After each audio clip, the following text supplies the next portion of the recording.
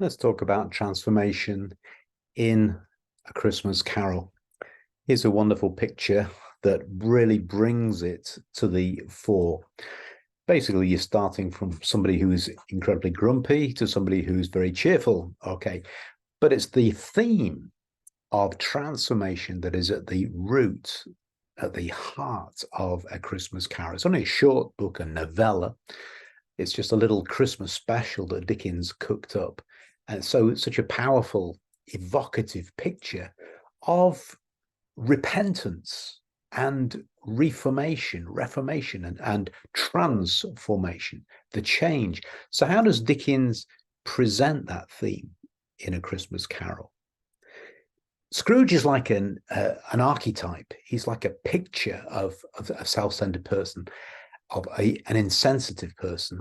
And Dickens is using this archetype, this symbolic, this symbol, Mr. Meany, to show how such people can be converted into liberal and compassionate and socially conscious individuals. And the process of metanoia, of change, is the process of that benevolence and generosity overcoming the hostile apathy towards social need that he exhibits at the beginning of the story. The story is about that process. So you could sort of say, what do you mean? There's got to be a change in the way that you view the past, the way that you act in the present, and a change in the way that you focus towards the future. And the ghost, or the spirit of past, present, and future has to be transformed in order that transformation happen within the person. Okay. So to put it very simply, at the beginning, Scrooge is delineated as the worst man in town. And even those with negative personas are capable of flourishing into better people. So there's a chance. That's the thesis, isn't it? When Marley's ghost comes, there's a chance for you to change. And Dickens is not merely telling a interesting and fun story, but he's challenging the people of a city, of a Victorian city, and saying, you can do better. You can do better. You can do better with the homeless. You can do better with the orphans. You can do better with the socially deprived or the underpaid or the underclasses. You can do better. We can do better. And so Scrooge is a picture of Dickens's target. What he's doing, he's showing the Victorian audience that they too need to seek redemption by supporting, by completing more charitable deeds. You can do better. And Dickens himself had a very clarified picture of what Christianity was. And he was full of scorn for hypocrites and con men, as quite rightly so. But whatever the institutional picture of Christianity, the heart of it was surely right here in the way that you do unto others as you would wish them to do to you. And this is the story behind the transformation in Scrooge. So at the beginning, and I've looked at this before, but let me just read it again because it's such a fantastic piece of writing.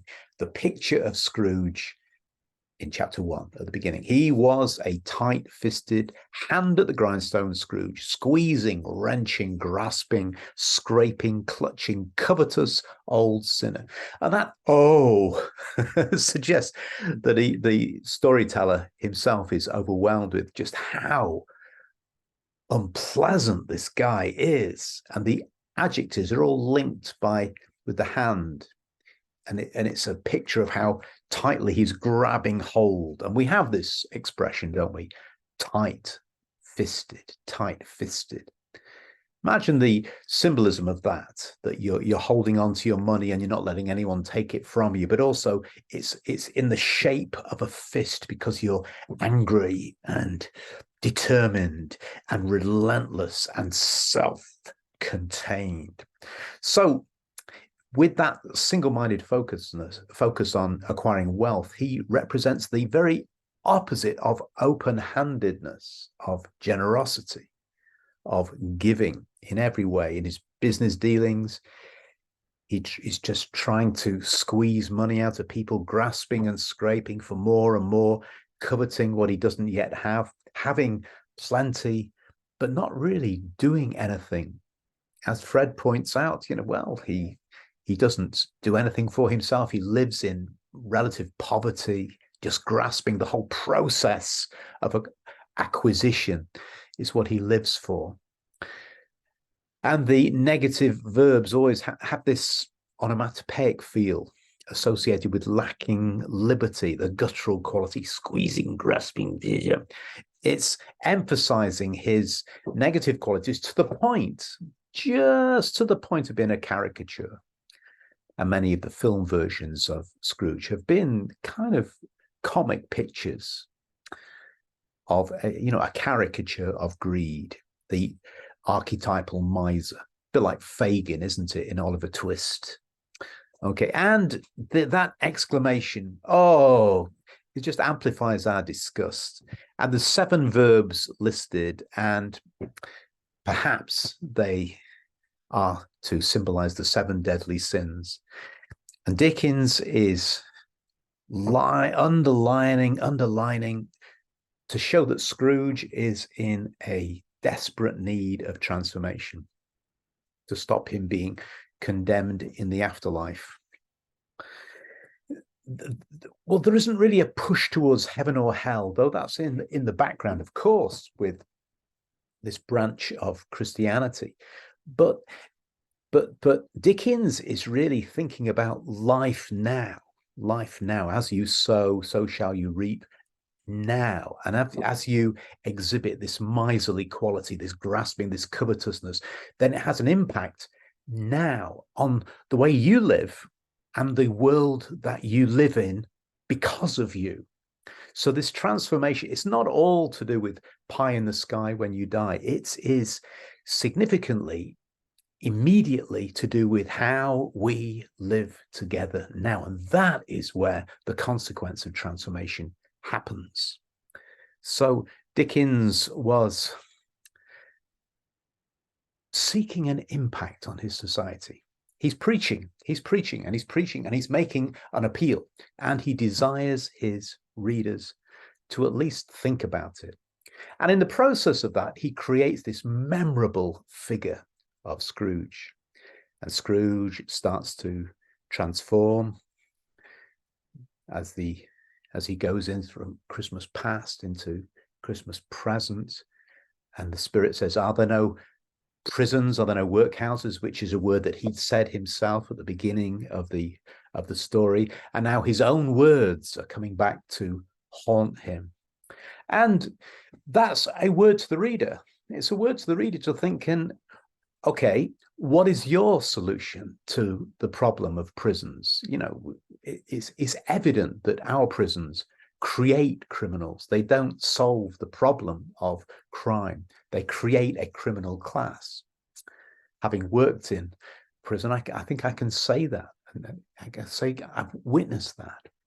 And so, are there no prisons? Are there no workhouses? Well, we don't have workhouses, but we do have different forms of charitable institutions, and they're inadequate. Or the way we think about immigration or refugees or anyone who's an outsider to our culture, who doesn't get the same shake of the dice that we get, the same benefits that we enjoy, and we hold on covetously to the blessings that we have, and say nobody else is entitled to anything.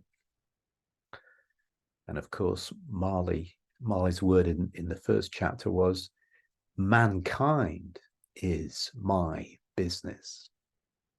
Okay, so right the way along, Dickens is encouraging his readers to engage with his picture of the process of transformation. He said, okay, what is your solution? What do you care? Do you want to care? Are you ready to be made uncomfortable? And, you know, we see pictures of this in many of his books. I would say the majority of his books take us into dark places.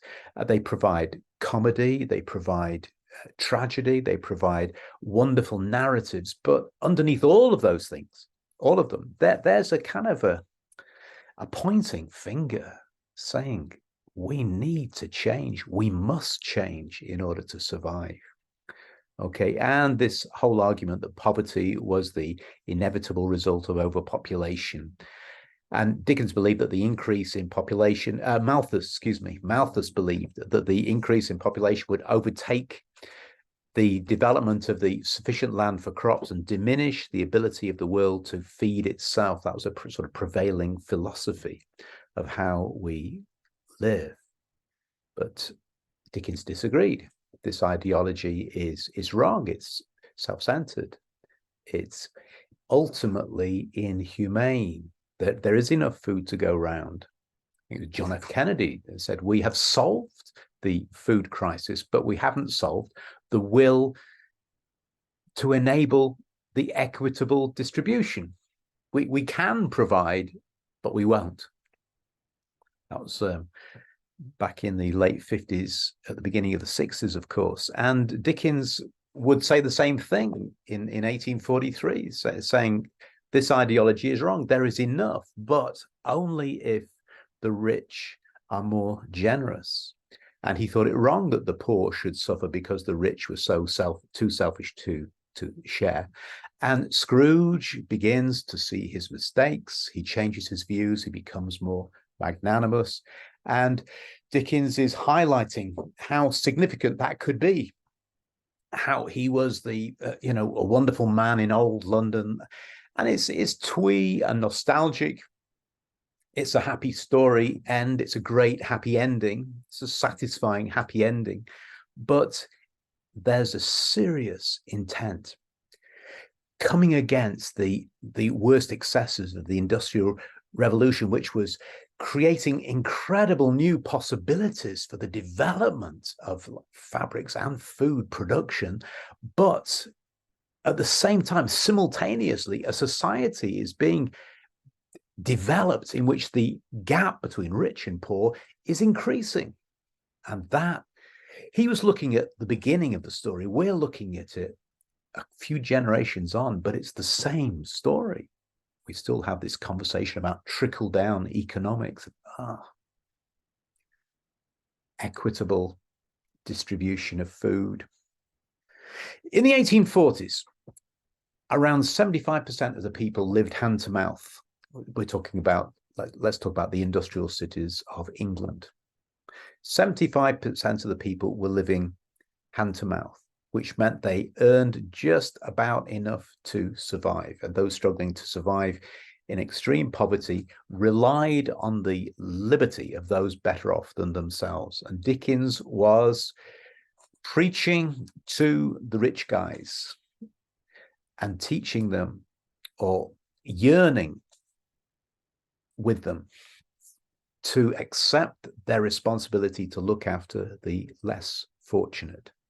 And at the end, Scrooge has learnt his lesson and has transformed into the altruistic individual. And that word at the end, I'm as light as a feather, I'm as happy as angels, I'm quite a baby. He's changed his outlook, he's changed his behavior. The picture of the baby is a little bit of a throwaway line that connects with John chapter 3, when it's saying you must be born again. You must be born again. You must learn to see the world in a completely different way. And he's light-hearted instead of chained and heavy and burdened. And there's a contrast even at the text level between this heavy laden vocabulary at the beginning and this frivolous stuff, light as a feather, that's going on at the end. And it's a linguistic transformation that is intended to develop the idea of a spiritual, a social transformation. It's like saying, wow, it's showing his pleasure, it's showing his excitement. He's seen it. He's seen something fresh. Life could be better. I am I could do a lot with what I have.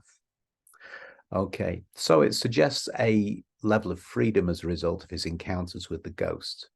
In the first encounter, Marley said he had a heavy coil weighing him down, and now he feels quite a baby.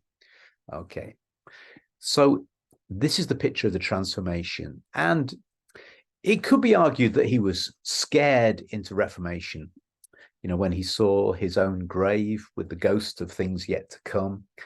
And maybe so. Maybe he's been shocked into a realization of what he should do. I think that one of the central things for this transformation is to think that he can't do everything, but he can at least impact the life of Bob Cratchit's family. He can do that. And this is why Bob Cratchit is such a central figure, because he represents someone who is oppressed and burdened down and held in poverty by those who could help him. So Scrooge can't do everything, but he can do something. And so when you see in the last bit where it says Tiny Tim did not die, that's what Scrooge did. That's what he could bring to the table. And then you think of the dysfunctional family. He accepts the invitation of his nephew and goes to dinner at their house. And he is challenging the concept that these things are set, that he has distanced himself from his family, and so he's not going to have anything more to do with it. No. There's a chance. There's a chance to change, and this is what the change looks like. It looks like helping the Cratchits. It looks like sharing with his nephew. It doesn't actually cost anything, but it changes everything. Okay. I think that Scrooge's change in persona could be representative of what Dickens felt was the real Christianity, rather than using it to conceal and hide ignorant views and behavior. Perhaps Dickens wanted his readers to see that Christian faith was not enough, and instead realized that we need actions now in the present to look after the welfare of the poor, rather than relying on a merciful God to welcome the poor dead into heaven. It's like pushing the responsibility into the future when Dickens is saying it's now. Spirit, are these things that must be, or are they things that will be? And that's never really answered. And that's because it's been given into his hands to effect the change and to be the change. Remember Gandhi saying, you be the change that you want to see in the world. And this is the discovery. This is the process of metanoia, of repentance. It is a sense of personal grief at the mess that you've made of your own life, but it's also a sense of social connection and connectivity. I am part of the world. I'm a human being, and mankind is my business. Okay. Well, I'll see you in the next session, and we'll develop the idea there. Okay.